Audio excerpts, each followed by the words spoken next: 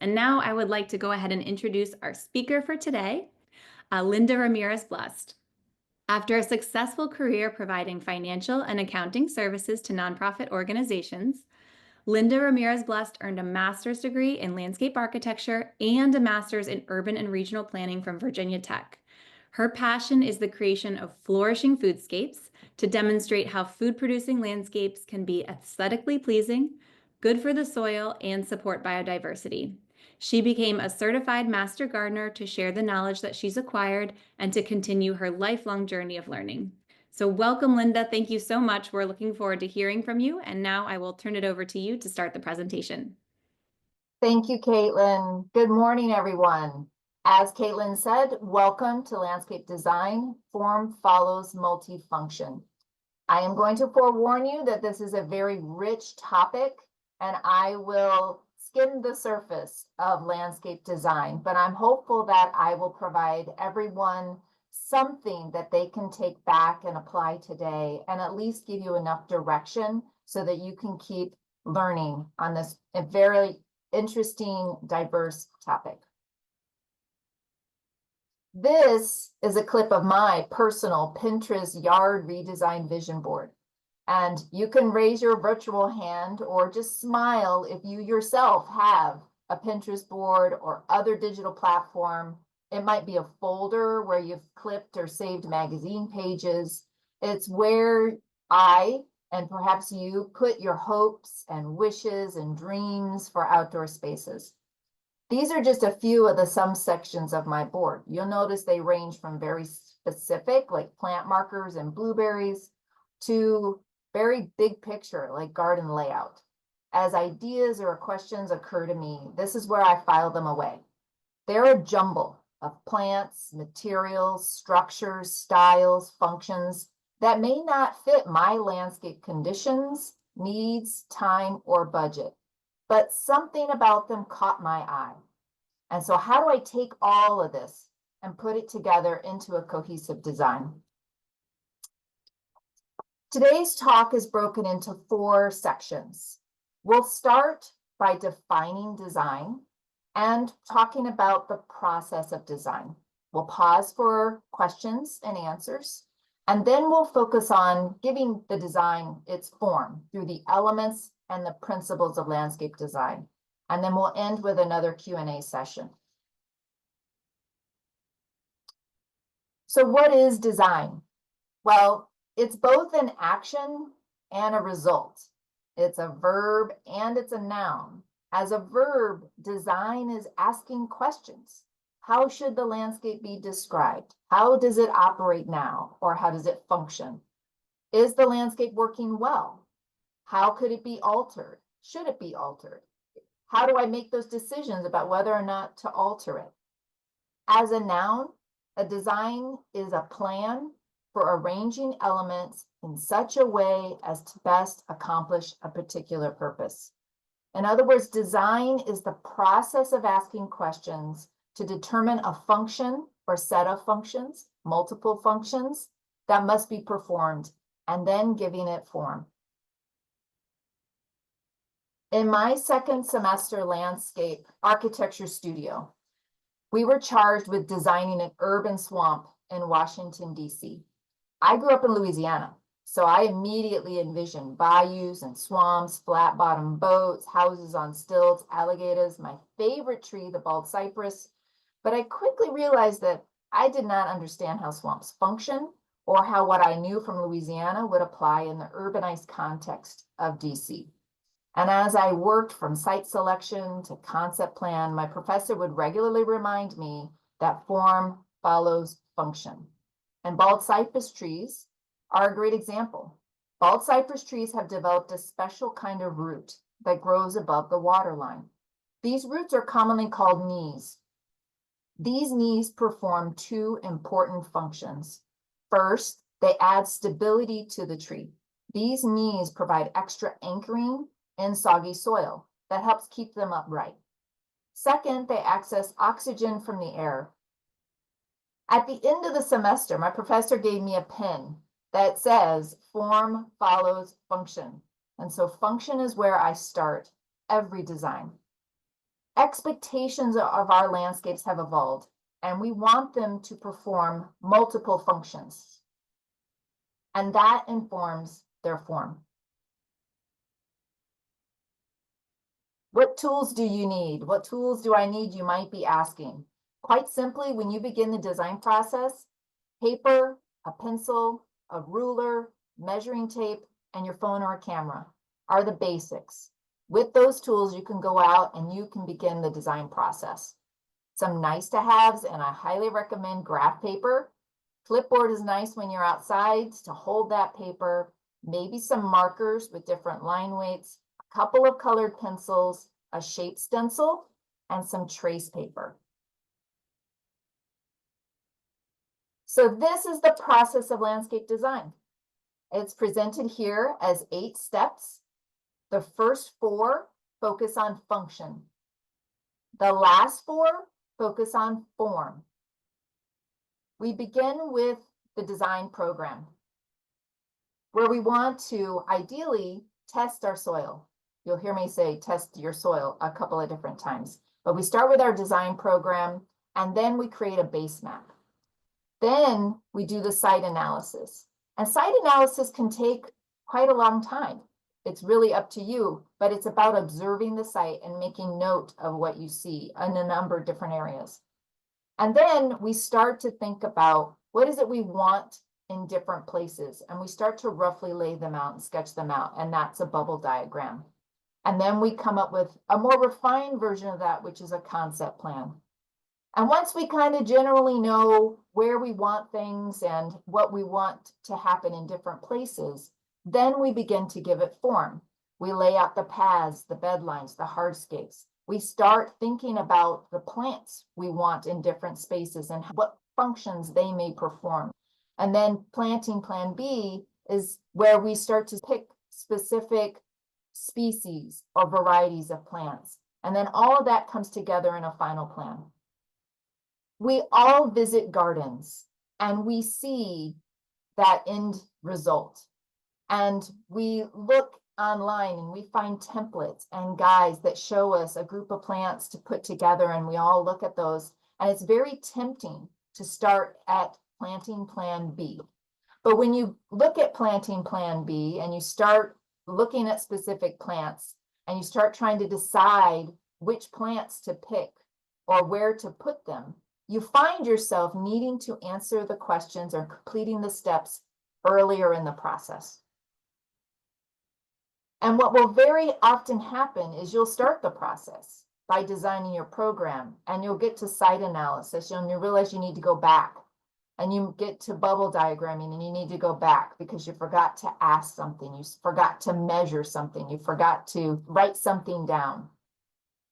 And you'll keep going back and forth through this process. So while I've laid it out as linear, it is in no way, shape, or form a linear process. And even once you get it the final plan, something else will come up and occur to you, and you'll go back and revisit and change things.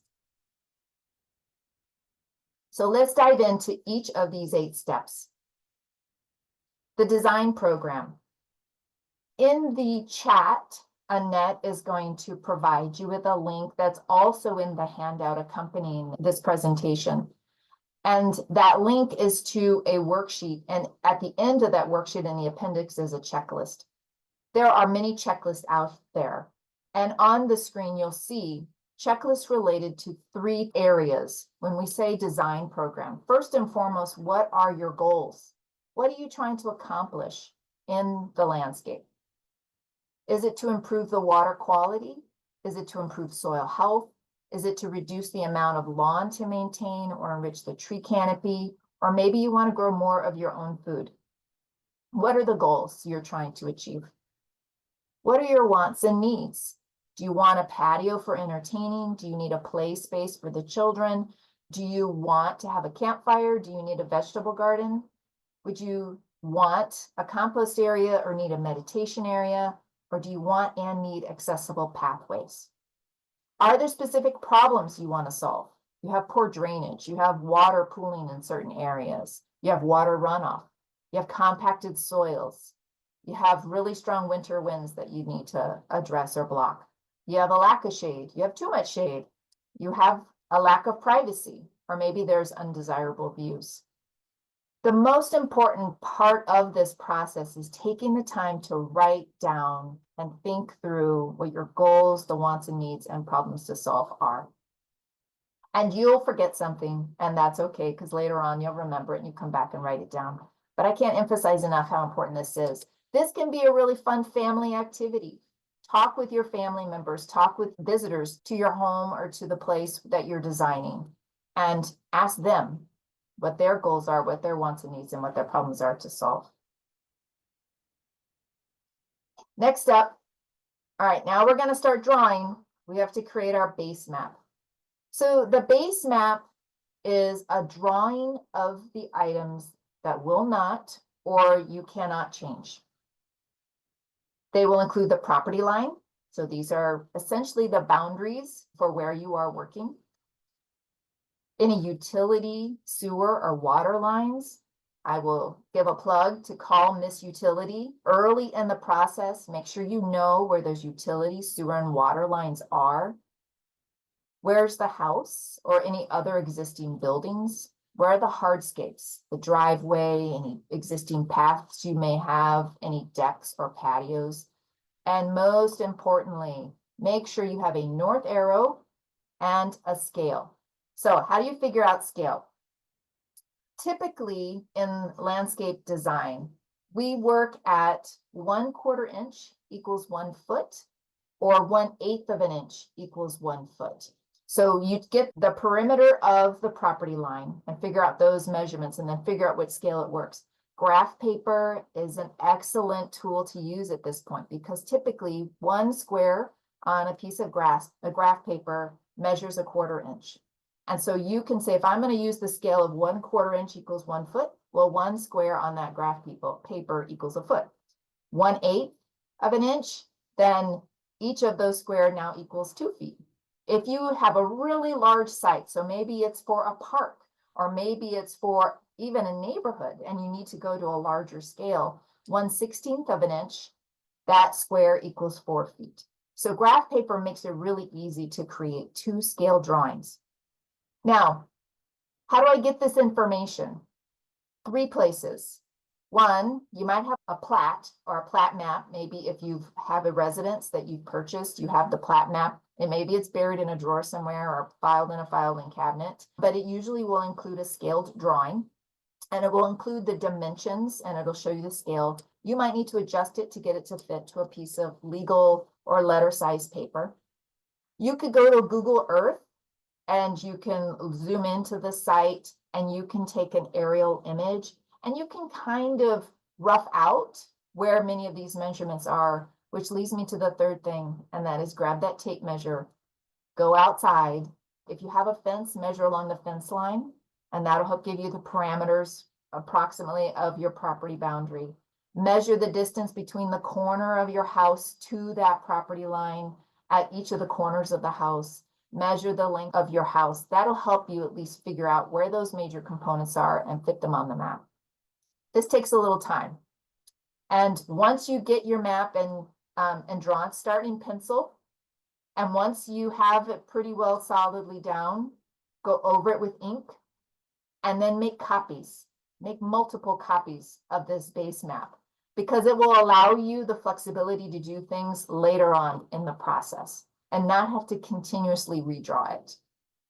Alternatively, you can use trace paper and lay trace paper over this base drawing, and I'll talk about that in more depth in a minute. So now I have my base map, and I know what I want to do. Now I need to go outside, and I need to observe, and I need to make note of things. First, on that base map, we drew out hardscapes, like our driveway or any paths, any patios and decks. Take a minute to look at them. Do those need to be repaired? Do they need to be replaced? Should they be removed? What are you thinking on those? Maybe you don't know yet. Maybe those are just questions to note, and you can write them on the site analysis. Views and desired screening. When you're standing inside your house and you look out of a window, there's probably a window in your house that you often find yourself looking out of. What are you looking at? Is it something you want to look at and you want to preserve? Is it something that you don't want to see and you need to block? Make note of those on the map. On the left, you'll see these little V-shaped arrows. If you look on the lower side, you say open view to neighbors. So you just make a little note of the point where you're viewing and where you're looking out, and make notes about what you want to see and what you don't want to see. When you're outside and you're looking around and you look out, what do you want to look at? What do you not want to see? Where might you need some privacy screening because you don't want others looking into your space? Where are the activity zones? Where do the kids play? Where do the pets run around? When you have visitors over, where do you go? Where do you like to be? Is there any place you don't want to be? Why don't you want to be there? Traffic flow. How do you move through the space? How do others move through the space? And where do you keep practical things like your trash can, your recyclables? Is there a storage shed, bicycles, the lawnmower? Anything that you store, where is that?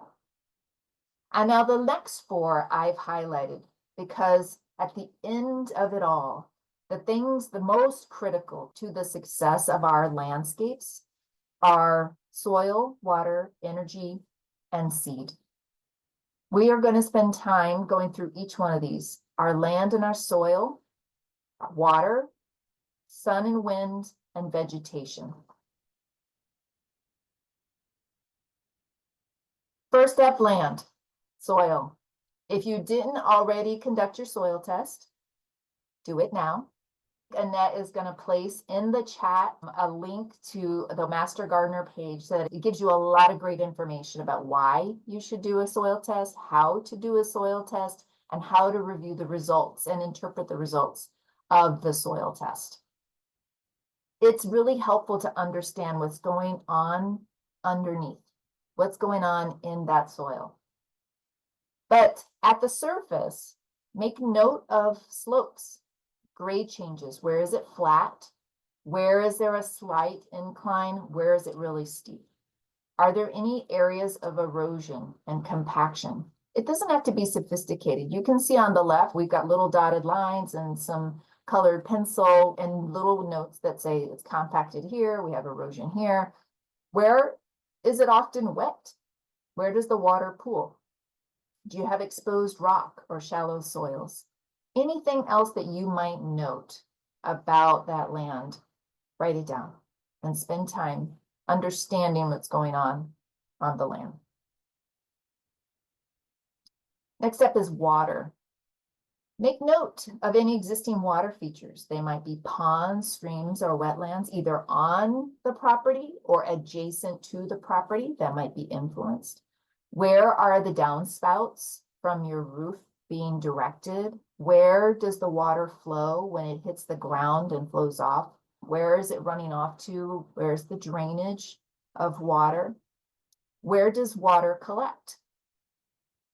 The best time to do the water analysis is when it's raining. Put on your rain boots, put on your raincoat, and go outside when it's raining and look at what the water is doing. It will tell you so much about the land and help you understand where the water's going, how it's being directed, where it's flowing. And then you can begin to ask questions like, if the water is flowing off of your property, is there an opportunity for you to intervene uphill or in a higher location where you can slow it down? Give it an opportunity to soak in into the ground, capture it for plants later on. Is there an opportunity to harvest water? To understand the potential for harvesting the water on your property, calculate how much of your property is impervious cover. Start with your roof. Take the short end measurement of the roof and the long measurement, so just a little bit of elementary school math here to figure out the square footage. So length times width gives you square footage. Every square foot in an inch of rainfall is 0.623 gallons. And you can calculate how much water could you harvest from your roof. So maybe you put in rain barrels. Maybe it's more than one because rain barrel can hold maybe 50 gallons.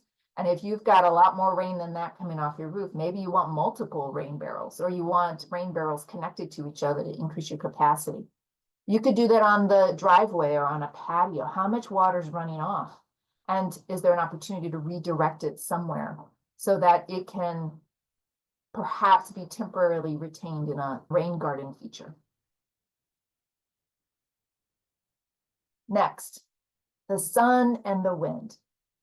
Now, when you go and buy plants, most of the time they'll have an indicator on there whether they need full sun, part sun, or shade, full shade. And generally that means the number of hours that they would have in sunshine. And full sun, and here's some guidelines, full sun is typically 6 to 8 hours, part sun is 4 to 6, part shade is 2 to 4, full shade is less than 2 hours. So even in full shade, they do need some light. But how do you figure that out? You don't necessarily want to be standing outside with a clock and monitor the time in different spaces around that. So there are a couple of tools in the program where you can go and enter the address. It's called suncalc.org, suncalc.net. You can enter in an address and it will zoom in and it will show you the sun path for an entire year. And it'll show you its shortest path, which is the winter solstice, and its longest path, the summer solstice. And it will show you where the sun rises and the path it follows in the sky. And generally, if you have areas to the north of a structure, areas to the north of a building, areas to the north of large trees, they will be in shade. The closer they are to the structure, they'll be in shade for, if not all of the day, a good bit of the day. And the farther they get removed, the farther they get out of the shadow of that item. And then they'll have increasing sunlight. Generally, things on the south side of a structure or the south side of a large tree will be in full sun. On the east side of a structure, they'll get morning sun.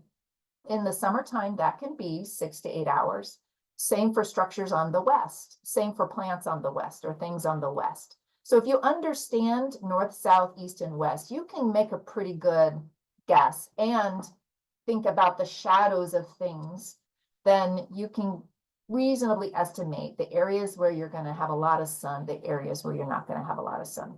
You also can just observe over time for yourself where there's a lot of sun and where there's a lot of shade. Noting where it's morning sun versus afternoon sun is really important as well, because in the summertime, if you couple morning sun with cooler temperatures, it's easier on plants than afternoon sun and high temperatures. It's usually the hottest part of the day. And so when you couple that, that can create stress. And so you might need to think about, even though this plant likes full sun, it may not like a lot of full sun in the heat of the day. And so you might need to offer shade or relief. Wind. Wind is something that we kind of notice, but don't necessarily give a lot of thought to. Also, in the materials provided, there is a link. Iowa State University has put together a really great tool, leveraging data from, there are a number of places around the United States where we capture wind data. Primarily, they're located close to airports because it's really important when flying airplanes that you understand wind directions. But that data they've pulled together, and you can get what they call a wind rose, wind, W-I-N-D, rose, R-O-S-E. And they make this available for each month. And on the wind rose, it will show you the predominant direction of the wind and the rate of speed of the wind. So for my area in March, we have very strong winds from the northwest. They're very prominent and very strong. And if I have delicate plants that might be just starting to come up in March, I might want to think about putting something taller to serve as a windbreak to help protect them. It's especially true for fruit trees, which I like to think about and try to grow, and thinking about where is that wind coming from, and might I need something to help provide a windbreak. In the summer, a lot of the winds shift and they come from the south or the southeast. And so you might want to think about that as well, perhaps for passive cooling. Maybe you want to create a nice, cool sanctuary space. You don't want to block that wind. You want it to come into this space to help provide some cooling within those areas. So it's helpful to make note of the wind. On this image in the left, all those little squiggly lines are just the general directions. And you'll note it says prevailing winter winds. It has prevailing southern winds. But check out those wind roses. They're really cool. Each month you can see how it changes. It's a lot of really interesting information. And finally, vegetation. So when we do the site analysis for vegetation, we're making note of the location of existing trees, shrubs, lawn, and other significant vegetation. Note the center point, as well as take the time to draw out the full canopy. Now that full canopy might go beyond your property lines. It might cover your house. It might be really big, but it's important to make note of the full canopy of trees and shrubs and even the full size of existing plants, because that is a good indicator of the root zone for those respective plants. That'll be important to know later on when we are starting to do work and we want to be conscientious and protect our trees that we want to keep in place. If you're able to, I highly encourage you to take the time, unless you already know, to identify the species of what you already have there.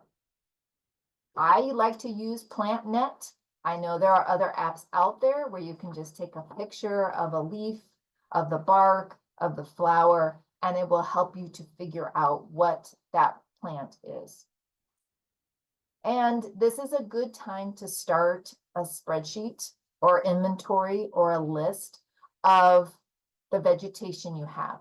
If you can figure it out, write down the Latin name, make note of the general size, and make note of the health of the plants. Also, make note of whether or not you want to remove it or replace it or just leave it. You might identify plants that are not native, and as long as they're not considered invasive or aggressive, you can consider leaving them if they're fulfilling the functions that you want it to perform. But maybe you have something that's non-native and you make a note yourself, perhaps replace it, and you'll come back later to identify something that is native that you might replace it with. But taking the time to understand what you have. And then more importantly, once you start acquiring new plants and adding them to this landscape, add them to this list. You will not remember what you planted where. I promise you, you will not remember what you planted and where you planted it.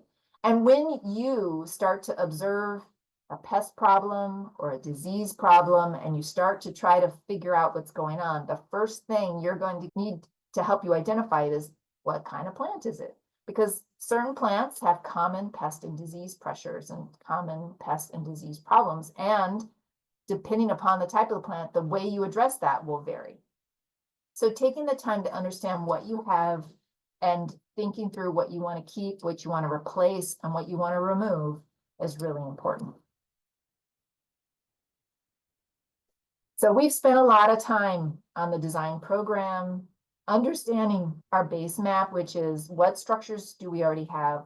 What land do we already have? How much space do I have to work with? And what's its relationship to other things like roads and sidewalks and houses next door?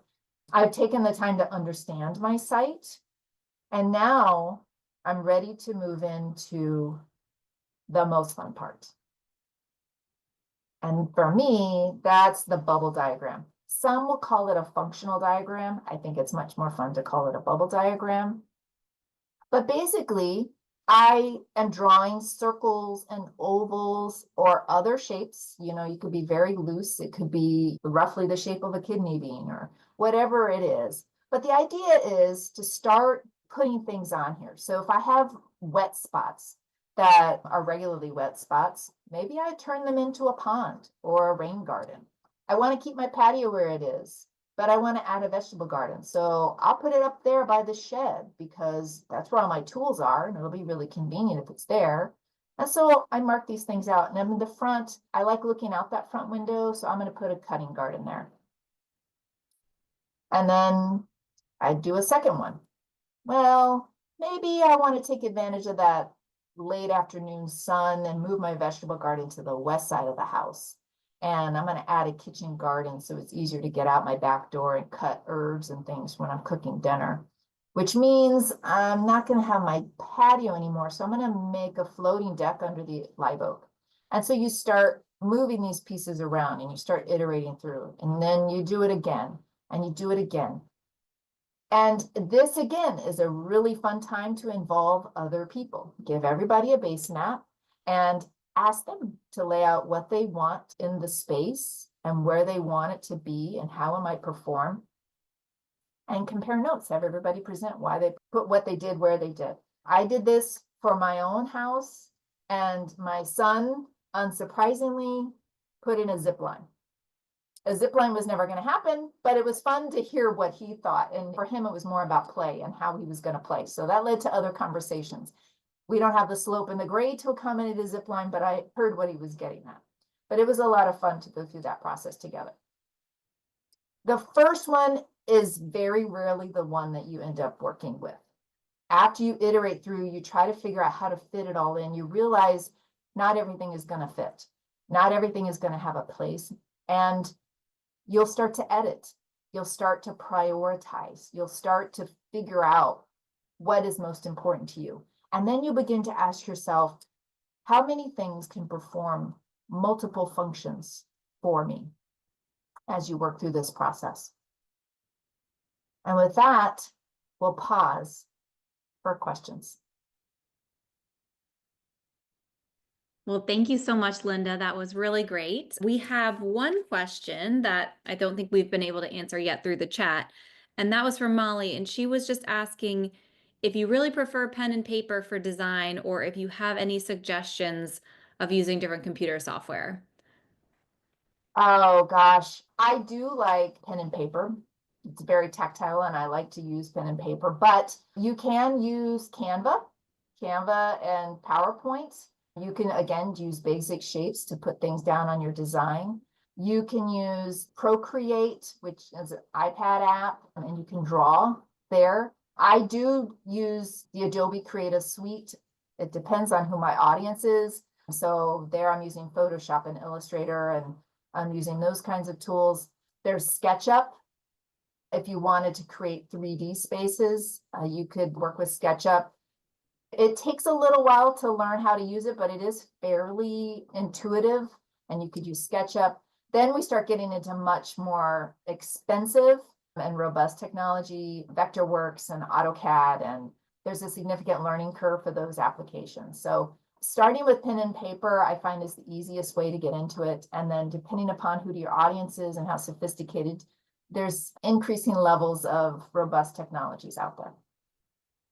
Awesome.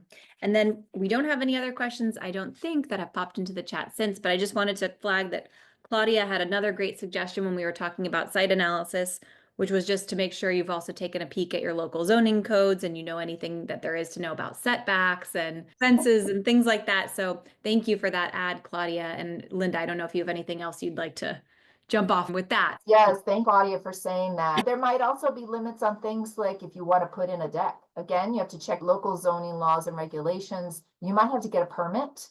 If it's anything above 1 foot, you might have to get a permit for it. Anything above 2 feet, you're going to have railings. So yes, make sure you look at your land use and zoning regulations about setbacks, impervious cover, what percentage can be impervious cover. In Arlington, especially with newer construction, they have to include water harvesting and water retention facilities. So there are a lot of things to consider in terms of land. But generally, when it comes to just adding trees and plants, it's pretty flexible. If you're in an HOA, there might be a whole different set of regulations that you might have to consult and be familiar with as you move forward with the design process. Next up is the concept plan. So that bubble diagram or functional sketch was just kind of blocking out what might go where. I might just have a planting bed here, or I might have a shed here. The concept plan is where we start to refine that bubble diagram. We start to refine the shapes and proportions of things. we start to define the circulation patterns, and maybe we start thinking about what materials are we going to use. Are we going to leave lawn? Are we going to use gravel? Are we going to add pavers or stepping stones? Are we going to use wood chips and wood mulch? What are the key features and elements we want to incorporate? And this is where we start to apply the elements and principles of design. We've transitioned into that phase of the process where we're trying to give our vision form. And to do that, we're going to review the 5 elements of composition and 6 design principles. The 5 elements of design are line, shape, color, texture, and non-sight senses. The most basic element is the line. Lines are the invisible boundaries of property lines. It might be the edge created when 2 different materials meet. They're the outline of a form. The line is a very powerful tool used to create an infinite variety of shapes and control movement of the eye and the body. Lines can be straight, they can be curved. Straight lines are usually found in structural elements like buildings, doors, sidewalks, decks. In gardens, straight lines are associated with formality, but they also can be associated with getting you from one place to another very quickly and in the most direct way possible. They're very effective at directing people to a focal point. Curved lines in a garden are associated with being more natural, informal, asymmetrical. They intend to give a person time in a space to move back and forth within. And they can create a sense of mystery or surprise because you can't necessarily see what's around that bend. Lines are also vertical and horizontal. Vertical lines move the eyes up and down. Horizontal lines move the eyes along the ground plane. So vertical lines can be trees, walls, fences, even trellises that you grow plants on. On the right, with the horizontal lines, they can be very explicit, as in the way these bricks are laid, which serve another function. So while they are directional, this pattern, this banding pattern or way of laying pavers is usually the one that results in the least amount of pavers popping up and tripping people because it flows with the direction of our feet. So our feet will usually fit on the pavers. So this is the easiest to walk on for most everybody. And anybody who's walked around in Old Town Alexandria probably knows what I'm talking about with all of those pavers that are popping up all over the place. Now, there's one line that I don't think we spend near enough time talking about or thinking about, and it's probably the most important line when we are designing our landscapes, and that is the contour line. I did not talk about contour lines earlier when I was talking about land and soil because I wanted to focus on them here.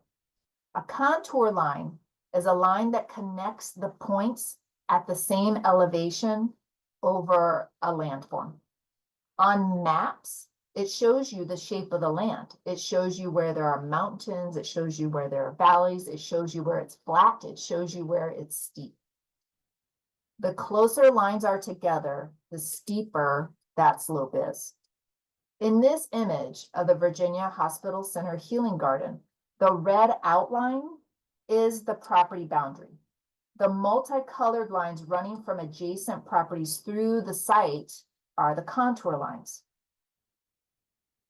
Water flows perpendicular to the contour lines. And you can use a very simple A-frame. You could Google this. You can use a very simple A-frame on your backyard or in your space, and you can figure out where the contour lines are. And that's really important if you have an area of erosion, or if you have a lot of runoff, is to first look at the landform and where is the water flowing, and then look at the land And then you think through, how might I change the land to redirect that water flow? Maybe I will install a swale. You might, in your brains, maybe conjure up a ditch, but a swale where I cut out the land and use the land that I cut out, mound it on the downside of that slope to create a berm. And now that water will flow down, but it will get caught in the swale. And if I plant things along that berm, now I've created a watering source for my plants. I've slowed the water down. I'm capturing the water and using it to water my plants and giving it time to soak into the ground to benefit the roots of my plants. When you lay down a path, if you want to make sure that that path is accessible, then you'll want to minimize the grade. So if you put a path that is parallel to the contour line, it's going to be a flatter path.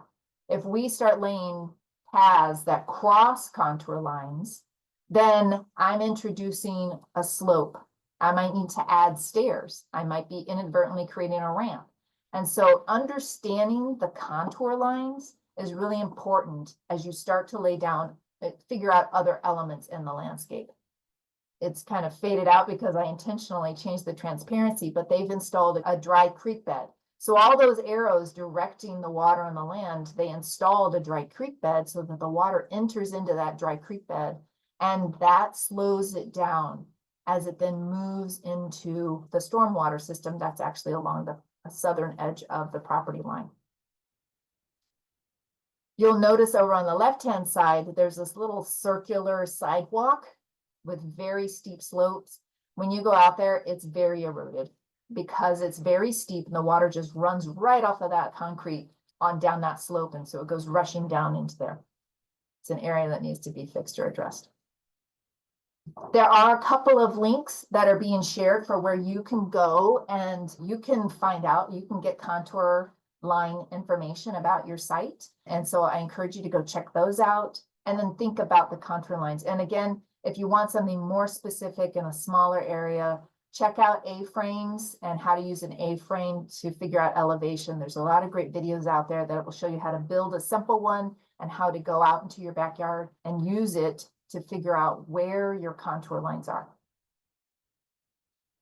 On this map, you'll see that when I start laying down sidewalks and when I start drawing beds, I start to create shapes, which takes me to my second element. Shapes. Shapes outline and enclose spaces. You can have very geometric shapes, squares, rectangles, circles, polygons, or you could have very naturalistic shapes, meandering lines, organic and fragmented edges. Forgive the grainy image on the right. That's a Google Earth image of a garden, and I wanted to show it. But once the paths were laid out in this garden, the result were these shapes that became the beds. And you can design your beds first, and then your paths, or your paths and then your beds. But whenever you start to draw lines in the space, you start to create shapes. And so you want to think about what those shapes are. And then those shapes perform multiple functions in the sense that they direct people to different things. They make it easier or more difficult to access certain things. They convey a feeling of either structure and symmetry or organic, natural. Plants have shapes. Trees might be the most obvious, because you'll see some trees that have a vase-like structure. Some are columnar, some have a round lollipop shape, some are weeping, some are pyramidal. It's important to understand and think about the shapes of things because maybe you have a small space and you want screening or privacy. So you might want to look for something that is columnar in shape, or you want to build a windbreak. And so you might look at something that's pyramidal in shape. But if you want shade, you're going to look more at those vase and those round and there's weeping shapes. Shrubs, herbaceous plants, ground covers all have shapes. And those shapes can create microclimates within your flower beds. So that upright shrub might not provide shade to you, a person, but it may provide shade to other plants in that bed. and that might be helpful to them. Cascading plants, arching plants can create a sense of drama and interest in the garden. They can become focal points. And so we're always walking that fine line of aesthetically pleasing at the same time serving other functions in the space. Our third element, color. Color is a big topic. We're not going to get into color theory today. There are a couple of things that I want you to think about with color. Warm colors, the reds, the oranges, the yellows, they make things appear closer because they're bright, they're eye-catching, and they're easier to see. So your perception is that they are closer than they actually are. So they're really good if you have a large space, they're really good for seeing from far away. They're also exciting colors. They're very energizing colors. So what's the look and feel you're going for in this space? Do you want something vibrant, energetic, and exciting? Or cool colors. So our blues, our lavenders, our pinks, they can make a space feel bigger because they are very soft and subtle. They're also very calming. Neutral colors like green and brown are unifying. They will make up the majority of a landscape. It's important to realize, though, that bark, stems, leaves, flowers, fruit all have color, and the prominence of those colors will vary throughout the year. The image on the right is a phenology wheel, and this is something I put together for a community of plants. These are all edible plants, some walnut to mulberry, cherry, currants. And what I noted on this wheel is what is the predominant color at each month of the year, March, April, May. So as you go around the circle. And the watercolor indicates the most prominent color might be its bark, it might be its stem, it might be its leaf, it might be its flower, it might be its fruit. And where might I see those? And as you can see, color can be a very temporary element, some lasting only a few weeks a year for individual plants. And so as much fun as it is to pick a plant because of its flower color, it's really important to think about the entire year and how color in the garden will change throughout the year. Now, at the moment, we're focused on this element of color, but because I've introduced the phenology wheel here, I encourage you to Google phenology wheel. You're going to get lots and lots of examples of this. Phenology wheel, it's basically an observation of nature over time. And it's just a way to capture your observations, whatever they might be. But what I want to talk about here is my phenology wheel introduces two important concepts for creating multifunctional landscapes: the forest layers and critical functions. I use the very specific term plant communities, and I'm going to encourage you all to begin thinking about your landscapes as plant communities. If you look at a natural forest, there are multiple layers in that forest. There's generally 7 forest layers.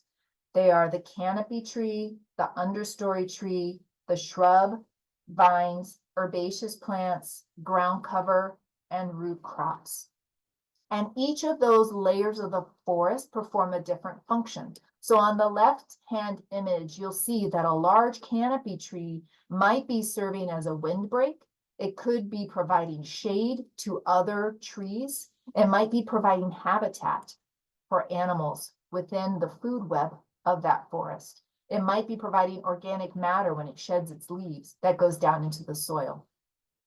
Our herbaceous plants, they are serving as insectiaries, or they are fixing nitrogen in the soil, or they're supporting microorganisms and creating living mulch in that space. And the 6 primary roles. The first is a suppressor. It might be preventing weed growth. So ground covers and herbaceous plants help prevent weeds from growing in that space because they're occupying that space and they shade out some of those. They might be serving as repellers. They're repelling damaging insects and pests. They, conversely, they might be acting as attractors, attracting pollinators and beneficial bugs. They might be serving as accumulators. They're bringing nutrients up that are deep in the soil, such as some of those root plants, or they may be adding mulch and organic matter and helping to retain water, or they might be a fixer of nitrogen and other minerals in the soil.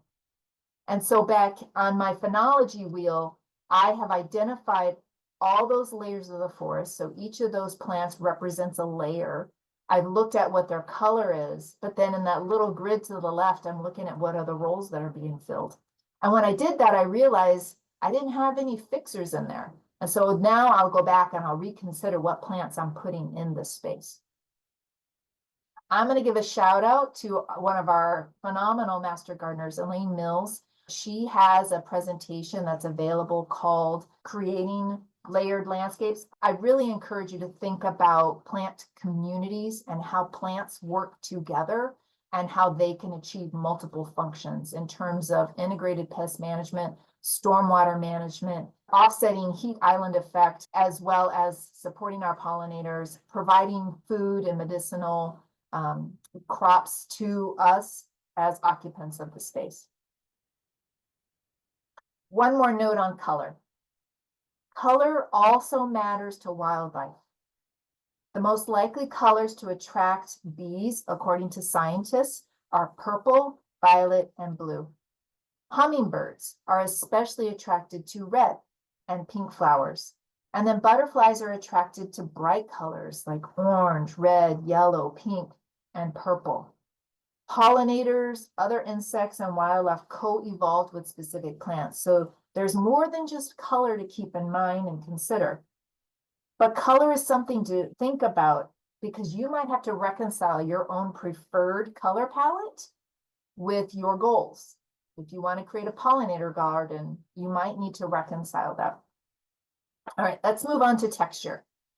Is it coarse? Is it fine? Is it rough? Is it smooth? Is it heavy, light, hard, soft?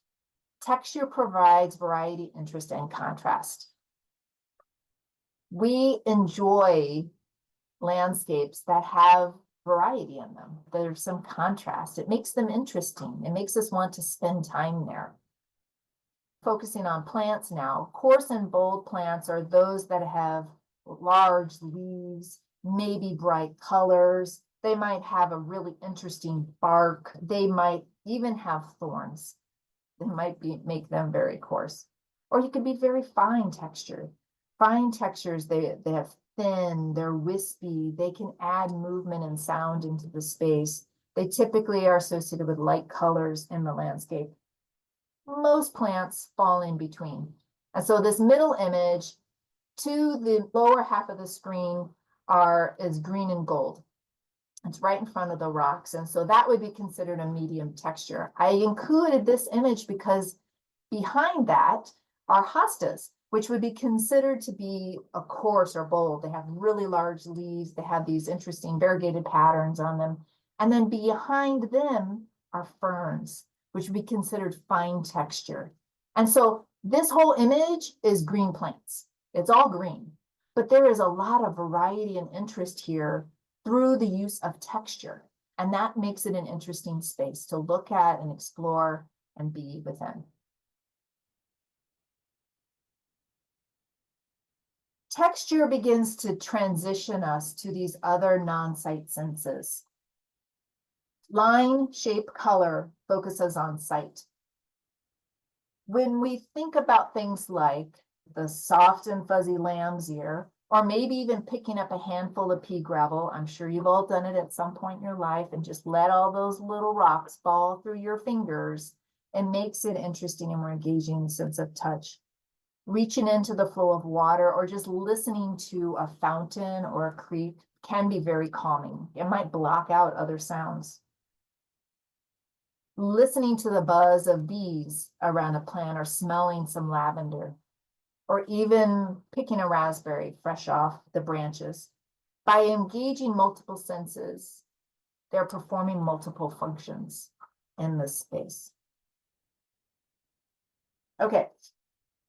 So we've talked about those basic elements and it's helpful to understand them. But now we need to put that all together and actually apply it in the landscape. And this is where the principles of landscape design come in. Landscape design involves psychology, sociology, anthropology, human ecology, and more recently, biophilia. They're based on centuries of observations of nature and human responses. They're key concepts that, when coupled with the elements, create desired results. The principles we'll review today are proportion and scale, balance, repetition, transition, focalization, and unity. These principles do not work in isolation, and I hope that as we walk through them, you'll begin to see how they interconnect and interrelate with one another and how they work together. Proportion and scale. There are subtle differences in the definition of proportion and scale. For today, we don't need to get into the nuances of them, so I'm considering them together. And generally, proportion is thought of in terms of absolute and relative. So absolute proportion focuses on the size and dimensions of an object itself. So on the left-hand side, you'll see a tulip poplar. And a tulip poplar can grow 70 to 120 feet tall, and its crown will have a spread of 40 to 50 feet. So generally, it's twice as tall as it is wide. A wild columbine is also generally twice as tall as it is wide, but it's only going to get 2 or 3 feet tall, maybe 1.5 to 2 feet wide. An oak leaf hydrangea, on the other hand, will generally have a height and weight that's equal. And so it'll have a more rounded shape.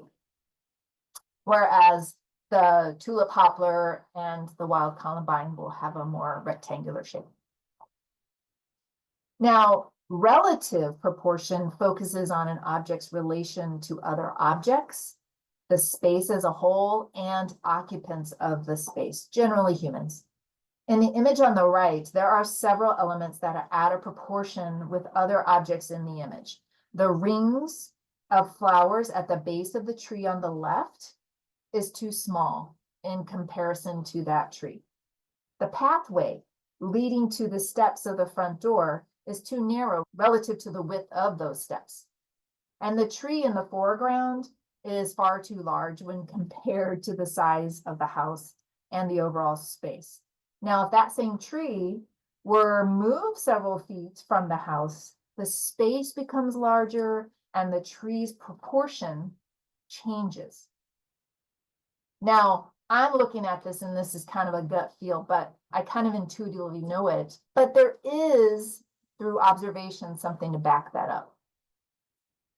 How many of you have counted the petals of a flower, or looked closely at the seed head of a sunflower, or looked at the head of cauliflower?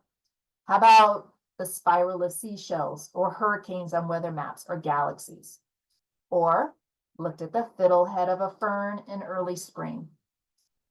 Humans look for patterns to make sense of the world.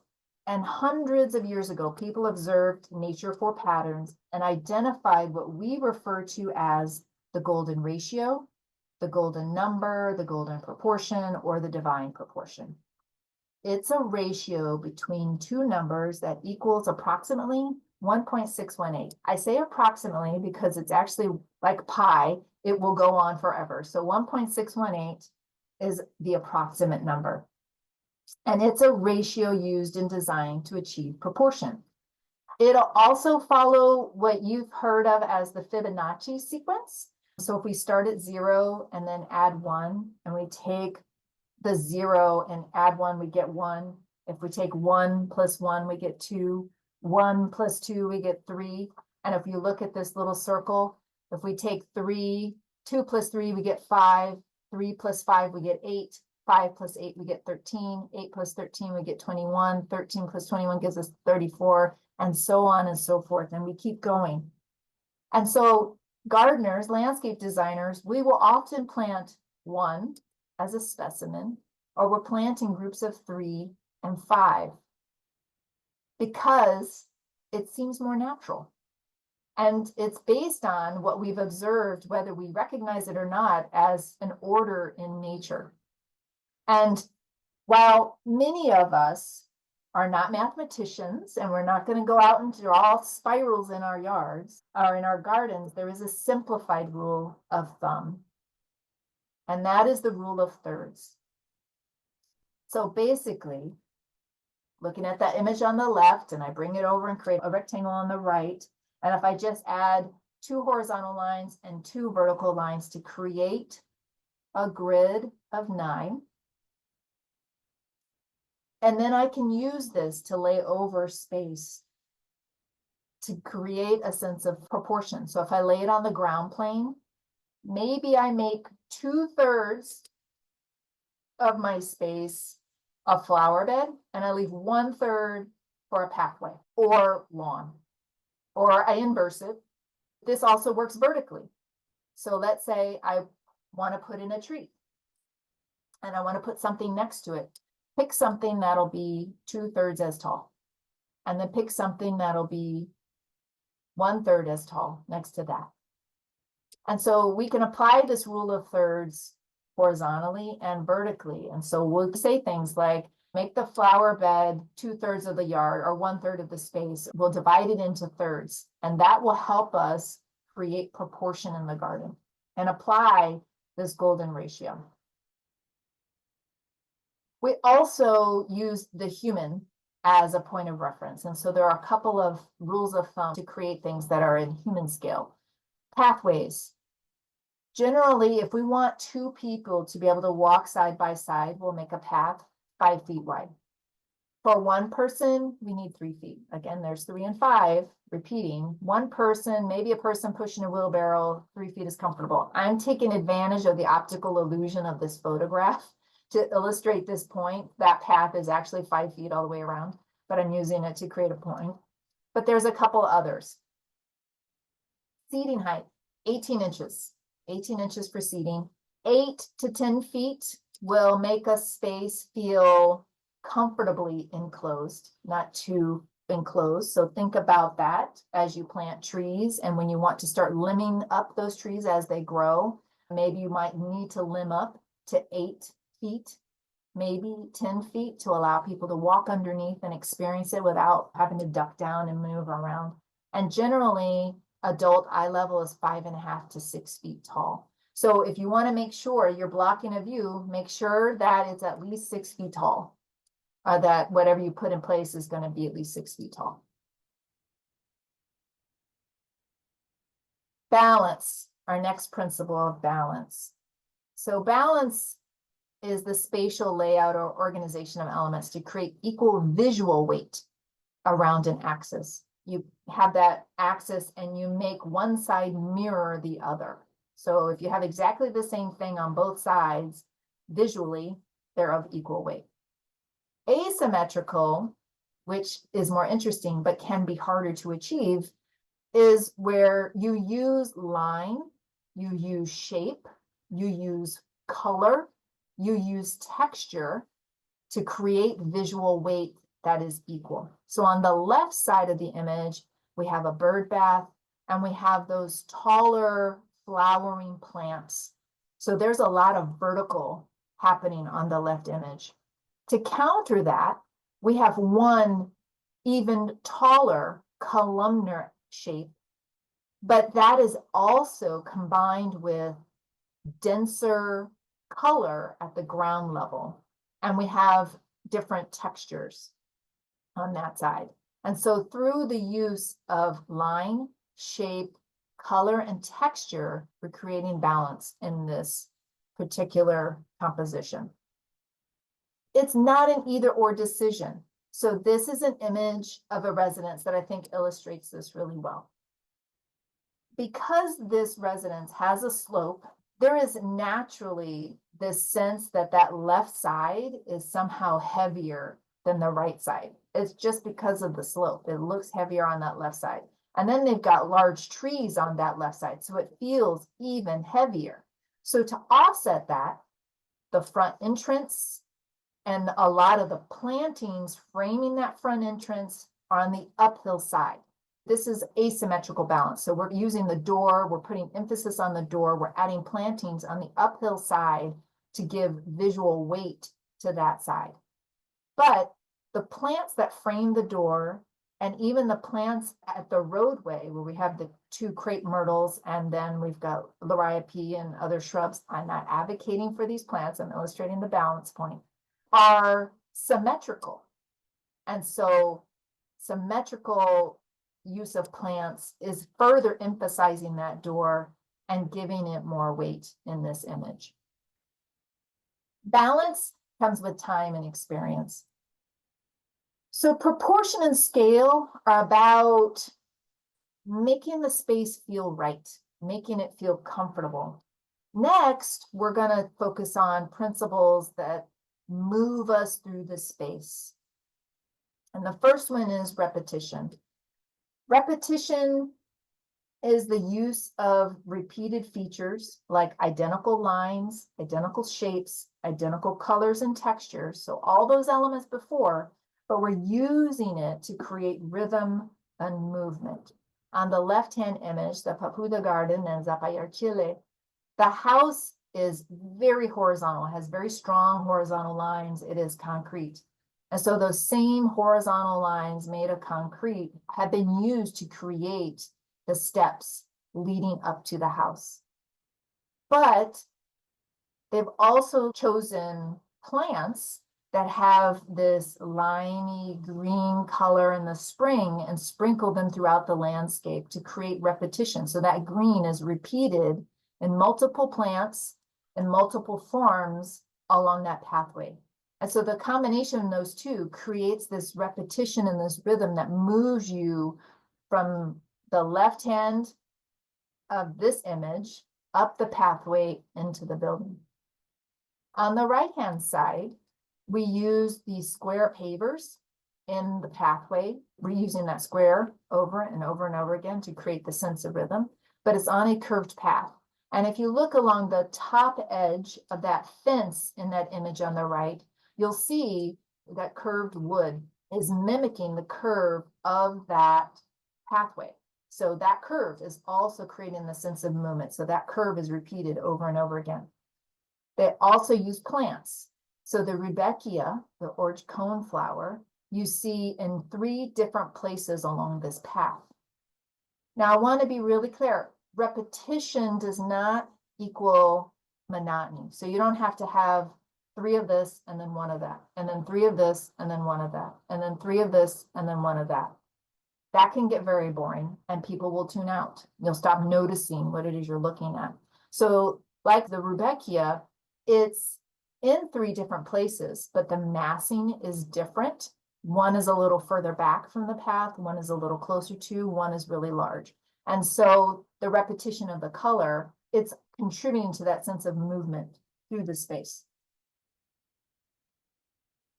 Transition is also about movement. It's about creating a gradual change. So on the left-hand side, it's a quick sketch that shows you how we're moving from small to large. We're moving from fine to coarse texture. We're applying the rule of thirds. So each thing is a third or 2/3 of the object next to it. So we're progressing. And gradual change just helps us move through a space and helps it give it flow as we move through. That drawing on the left is hard, and those are harder drawings. So to make them a little simpler, I might start in plan, which is what the drawing is on the bottom. It's like I'm a bird looking down on the ground. The large circles are big plants and the small circles are little plants. And so I have transitioning from small to large in that drawing. But then I create something that's an elevation. And so just above it, I have those little dotted lines to tell me where the center is. And I already know the size of the circle. So that's how big my plant is. And then I can just say, all right, this one's kind of tall and this one's kind of not. And I can kind of roughly sketch it out. I'm applying that idea of small to mid to large in the back, or from soft to coarse texture, or fine texture to coarse texture. So transition in the garden, here are a couple of examples where I'm using multiple elements. On the left, I'm using color, and in this case, yellow, where I have this very fine coreopsis in the front. Coreopsis has very feathery, fine leaves and very petite flowers, so very fine texture, yellow. And then beyond that, I have yellow cone flowers, which are more upright. They're taller, they're bigger, they have a bigger presence. And then in the very back, I have a grass with very spiky, very strong yellow variegation that is very coarse in texture. So I've used texture. So I have a very fine texture to a medium texture to a coarse texture. I have color. So I'm using color to create repetition to help me with that transition from front to back. And I have a variety of materials in that space. But it's all about moving the eye through the space. I want to look and examine through all of this, and I'm trying to absorb it all. And all these plants are placed to guide me through that observation process. The right-hand side is the same. I've created all of these different layers, which makes it appealing. There are a number of other functions to that. So proportion, scale, balance are about making it feel comfortable. Repetition and transition is about moving through the space, either moving your eyes or moving your body, but I want to move you somewhere.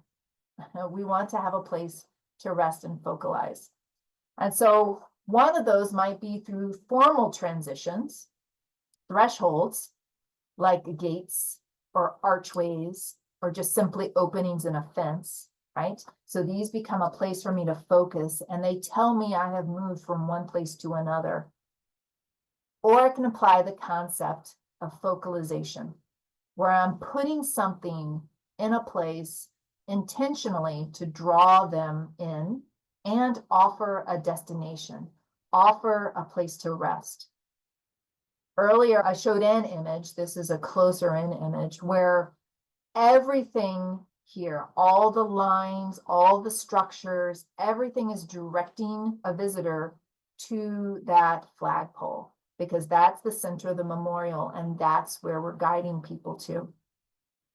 That flagpole is the focal point, and everything else is driving us to that place. But the focal point could be a little more subtle, could be more relaxed. It could be a pair of chairs at the end of a pathway. So this curved pathway, the transitions of the plants, everything is guiding me and leading me to this place. In the sketch on the right, I get to the bottom of the stairs and I immediately encounter a wall of plants. So I have to look left or right. And when I look left or right, there's actually two focal points. But the point is that I'm going to be visiting this space, and I would like to offer a place of arrival, a place of destination, a place for the eyes to pause and rest. Sometimes a lawn can offer that. And so as much as you want to replace all of it, a lawn can be the focal point and allow eyes the opportunity to rest when there's a lot of other stuff going on. And finally, unity. So this is the principle where basically you're just trying to pick one main idea and see it through everything in a consistent style. So all your line, all your shape, all your color, all your texture, applying all those elements of balance and order and repetition, all of it hangs together to convey one main idea. On the left is our Corey shade garden. This garden is all about what can you grow in the shade. There's a curved line, there's lots of different textures that make this an extremely interesting and inviting place to visit. This middle image, they use a lot of geometric shapes to make the most of this small rectangular space. So they have 3 concentric squares that overlap each other. The interesting thing is that these squares are turned. So essentially they're diamonds within this rectangular space. And each corner of that square essentially becomes an arrow drawing the eye to that giant urn, that giant vase against that back wall. And so everything is pointing to that. But it also creates these beds, these triangular beds on the side. And within those triangular beds, the plants reinforce that sense of that triangle and make the most of that space. And the tiny squares in the back are repeated again to create a pathway into that back space. Or on the right, the organic vegetable garden. Rectangles, a lot of raised beds and a lot of rectangles. There's a lot of rectangular shapes and a lot of wood. We're leveraging that terrace slope, and we're using these horizontal lines on that terrace slope to recognize that water is flowing through the site. How do we make the most of it? How do we offset and balance it? So the process of landscape design. We've talked about the elements and the principles that help us give form, but let's get back to the project we were working on. Now I've filled my brains with all those things. How do I actually apply it? And how do I make it all work? So next up is creating paths, bedlines, and hardscapes. On the left is a simple house with a garage and a porch. And those orange arrows are how people in the front typically move in this space. And so my first objective when I'm looking at this is to figure out, where do I want there to be paths? And this is when I take a piece of trace paper and lay it over the base map, and I start drawing lines, straight lines, curved lines, crazy lines, whatever they are. I just keep trying and trying and trying. And each time I draw lines, I'm creating beds. I'm creating planting areas. And they may be lawn. They might be planted with something else. But do I like those shapes? Do those shapes work for the kinds of plants I want to put in place? And so when I get to a point where I think that the paths make sense, I'll start laying in circles to represent those plants. And I'll start working through which plants might go where. And when I'm thinking about plants, I'm not thinking about specific varieties, cultivars yet. I'm just thinking generally in terms of, do I want a canopy tree? Do I want an evergreen? Do I want some shrubs? Do I want some herbaceous plants? What makes sense? And what effect will it have?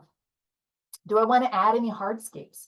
Do I want to put in patios, decks, sheds? Where are those objects going to go? Until I arrive at something that I feel comfortable with. And then I move to planting plan A. And I will repeat the master gardener mantra. Anytime you talk with a master gardener, you will hear this: right plant, right place. And the first step of figuring out right plant, right place is to think generally from those that are most permanent to the least permanent in the landscape. The hardest to move to the easiest to move.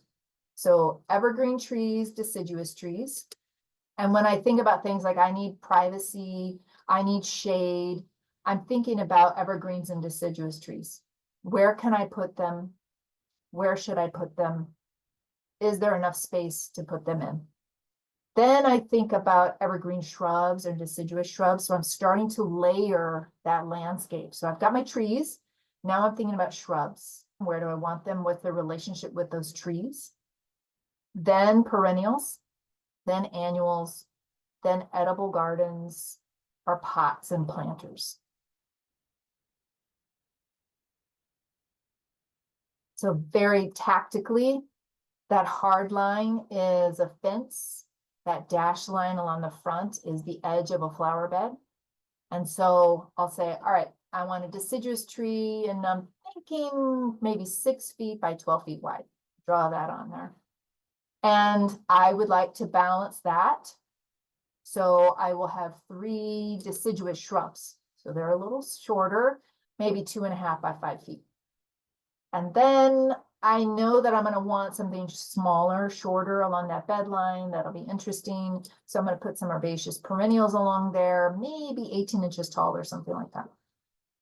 And then I need to transition from those herbaceous plants back to that tree. So I'm going to add some ornamental grasses, add a little finer texture there. And then to fill in the middle, I'm going to put something evergreen. Because remembering that color changes throughout the year, and evergreen is evergreen. So I'll have something there for the whole time.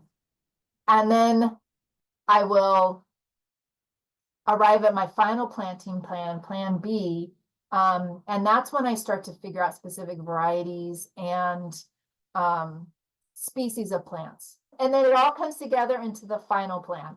So on the left is the overall plan for the entire space. And then within sections, there are specific plans where I've identified what plants I'm going to have. And then this is what I take with me when I go to the garden center or I go to the plant sales that are all around to get the plants that I've figured out need to go into this space. And now we're at questions. Well, thank you, Lynda, so much. This was just a really rich session and a lot of information to get through. So thank you so very much. There was a question about if there are any book recommendations that you have if somebody wants to learn more about the principles and the elements. I included in the handout a number of different sources that'll help you dive more into those elements. There's a really great book that I enjoy. It's called The Shape of Green, that really talks about form and function and how they relate to one another. It's not landscape specific, but it really gets into the elements and principles of design. I will put together a supplemental handout with some specific suggestions. And then there was a question about whether the concept of English garden rooms could be considered a type of unity in the garden. Actually, thank you for touching on that. I think the concept of rooms is not unique to English gardens. And oftentimes, and I didn't touch on it here, but oftentimes it is helpful to think about when you're outside, you're designing a room. There's a floor, there's walls, there's a ceiling. The floor might be lawn, it might be a patio, it might be gravel. The walls might be trees, it might be fences, it might be structures. That ceiling might be the sky, it might be a tree. So it is helpful to think in terms of the room. I did not include that here in the interest of time, but it is a very helpful way of thinking of this three-dimensional space. Mm-hmm. And then a question about budgeting and planning to do an installation of a new garden space. How do you prioritize when you're on a budget? For example, this person is thinking about doing some lawn replacement and doing a pollinator garden, but wants to do it efficiently for the money. What ideas would you have? Yeah, for me, I've set up a little grow station in my basement, and I start a lot of the plants from seed on my own. And seed is probably the least expensive way to create a lot of pollinator gardens. There are a number of neighborhood listservs. A lot of people usually have extras in their garden. They may or may not know it. So sharing of plants is another really expensive way to grow in your garden, make some friends, even go on Nextdoor or Free Cycle and just say, I'm looking for plants. I'm looking for extra perennials. There might be somebody else who has a native garden and like, I have too much of X and I need to divide my hostas or I need to do something. And you can oftentimes find plants for free. If you're willing to put in your own time and labor, recognize that it will take you longer, but you can do a lot of those things yourself. Also, once you have your master plan, just pick one small area to work on at a time. Don't try to do it all at once. Just pick one bed and focus on that one bed each season. And there are a couple questions about walkways. So one question was just about choice of materials, if you have any guidance on using slate chips versus wood chips for endurance purposes. Oh, I have to do a little bit of research on that. Wood chips are going to degrade over time and hopefully add organic matter to the soil underneath. Actually, I have more questions about how the path is being used and over what period of time we're talking about. I would have more questions before I answer that. So I can give some more pointers in an addendum. Another question was just about pea gravel. And, these are kind of more specific questions, Lynda, but just holding pea gravel in place on walkways, if you have any guidance or tips there. Pea gravel moves. It moves, starts out where you want it to be, and then it will move out. Again, it gets back to how often is the path going to be used? Who's going to be using it? And then going from there and evaluating the pluses and every material has an upside, has a downside. Some materials are easy to locally source. Some have to be brought in from other places. If you're thinking about being sustainable, that might influence the decision. There are a lot of factors that go into picking materials. And so, pea gravel is one of those where you're constantly going to be moving the gravel back into its place. And if you don't want to constantly be maintaining that, that'll influence your decision. So there are a lot of criteria, and I can give some more suggestions in a follow-up. Carol did just chime in and she says, this is for a new landscape for our church. The circular path would be surrounded by native plants. Wood chips would need to be replaced every 1 to 2 years. Slate chips are more expensive, but more long lasting and permeable. So that's on the wood chips versus slate chips question. So in that specific instance, if you're going for a more natural look, I would start with wood chips, use the wood chips. There is a service called Chip Drop where you can get wood chips for free. I mean, there are a number of different ways to get wood chips for free and replenish them. So even if they do break down faster, they're easier and can be cheaper to replace over time. If accessibility is a challenge, that might be a reason to lean more towards the slate chips because they're finer. It might be easier to walk on or maneuver around. But if you're leading with budget first, go with the wood chips. There are a lot of ways to get free wood chips. And then there was a couple questions just about, I think, communicating design with other people. One question was just about how you explain your choices of shapes and lines to a client or to anybody that you're working with their garden when that might not be necessarily information or guidance that they're aware of. Do you do it in writing? Usually they'll see the end result. They'll see planting plan B, they'll see the final plan. They won't know all the things I went through in deciding on what would go where and why I chose that. What they'll see is simply the end result, and that'll be through drawings. And I don't necessarily go into those details unless they start asking, well, what about this or what about that? And then we'll have the discussion about why certain things were chosen, why I chose an evergreen versus a deciduous shrub in that situation. I usually don't get into the details of those choices when describing the design. Good. And then we may have covered this a little bit already in our discussion of computer software, but do you prefer to hand draw your designs or is there a suite of symbols that is available for purchase if you were going to do something like you were talking about in Canva or PowerPoint or Procreate? Oh, that's a great question. So for Adobe Illustrator, yes, easily you can go and get EVG images of all these basic shapes, but you can create simple ones in Canva. Canva and PowerPoint, I mean, really it's circles, it's squares, it's ovals. You can use very simple shapes. And I recommend just using 2 or 3 shapes to represent maybe a deciduous versus an evergreen. You don't have to have a different symbol for every different plant. It will become overwhelming, but you can have maybe 2 or 3 symbols to convey the different types. There are a couple of landscape design graphic books that I will include in that book list. Canva and PowerPoint, you can use their simple shapes that are available in there. If you use the Adobe suite, certainly you can purchase EVG versions of different shapes. And then, yeah, if you get into AutoCAD, there are a lot of AutoCAD resources where you can get those symbols. SketchUp has a lot of packages available where you can purchase them. When I'm just iterating through ideas quickly, yeah, I like paper and pencil because I can move really fast that way. Okay, well, I think that covers the questions that we have for today's session. Thank you again, Lynda. And thank you to everyone for joining us. Thanks, Annette and Caitlin. Thanks, everybody, for joining. All right, take care.